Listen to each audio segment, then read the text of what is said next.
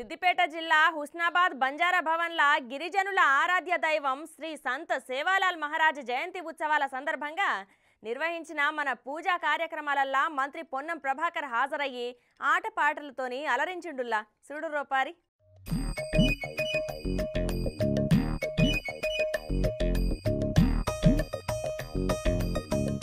హుస్నాబాద్ బంజారా భవన్ల సంత్ సేవాలాల్ మహారాజ్ జయంతి ఉత్సవాల సందర్భంగా నిర్వహించిన పూజా కార్యక్రమాలలో పాల్గొన్నాడు మంత్రి పొన్నం సారు. ముందుగా ఆయనకు మొక్కుకున్నాడు.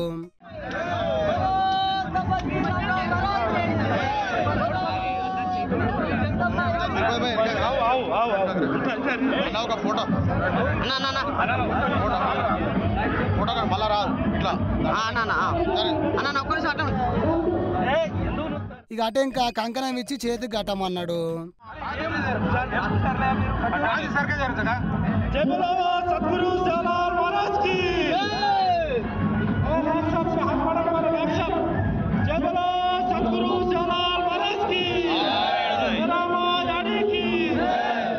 ఇక అది అయిపోయినాక ఆవుకి అరటి పండ్లు శనగలు తినిపిస్తున్నాడు. చూడుర్రి.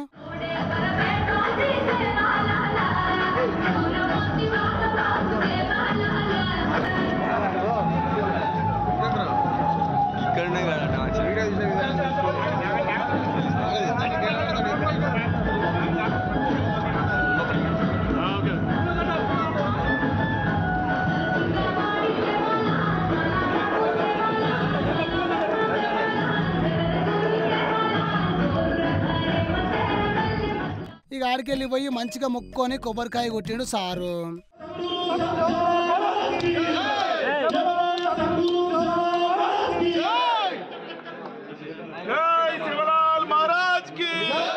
ఇక దాని తర్వాత బంజారా మహిళలతో కలిసి ఆట ఆడిండు సారు. చూడుర్రి.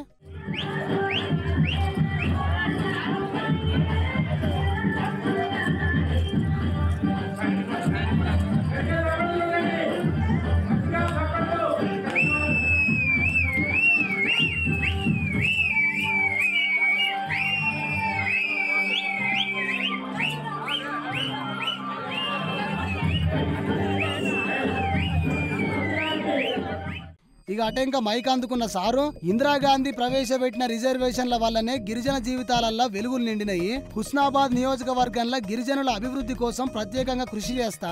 గౌరవల్లి ప్రాజెక్టు నీళ్ల కోసం అసెంబ్లీలో చర్చిస్తే బీఆర్ఎస్ ఎమ్మెల్యేలు నా మీద ఎదురుదాడికి దిగుతున్నాడు అని మండిపడ్డాడు సారు.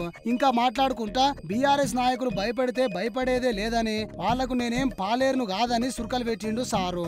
సంత్ సేవాలాల్ మహారాజ్ ఆశయాలను స్ఫూర్తిగా తీసుకొని ముందుకు పోతామని చెప్పిన సారు ఇగో గిట్లా అనుకొచ్చిండు. శాసనసభ సమావేశాలు అయిపోగానే ఇక్కడే చుట్టాం కాబట్టి శాసనసభ సమావేశాలు మీరు రోజు చూస్తా ఉన్నారు. వాళ్ళు వీళ్ళు బెదిరించేది ఎక్కడ చేస్తా ఉన్నా కూడా హుస్నాబాద్ పోరాట కంటే స్ఫూర్తిని ఎక్కడ కూడా తక్కువ చేస్తారు. బరాబర్ ఇక్కడ బిడ్డగా మీరు ఎన్ని అబద్ధాలు అసెంబ్లీ వేదికగా నిన్న చెప్తా ఉన్న ప్రయాణం అయిపోయింది. హుస్నాబాద్ ప్రాంతంలో గవర్నమెంట్ నీళ్ళు రైతులకు వస్తా ఉన్నాయని వస్తున్నాయా రమ్మంటున్నాయి కదా. ఈ హుస్నాబాద్ ప్రాంతంలో గవర్నమెంట్ నీళ్లు ప్రయాణం చేసి ఉండొచ్చు, కానీ అది నింపితే కాలువల ద్వారా తీసుకోవడానికి వ్యవస్థనే లేదు.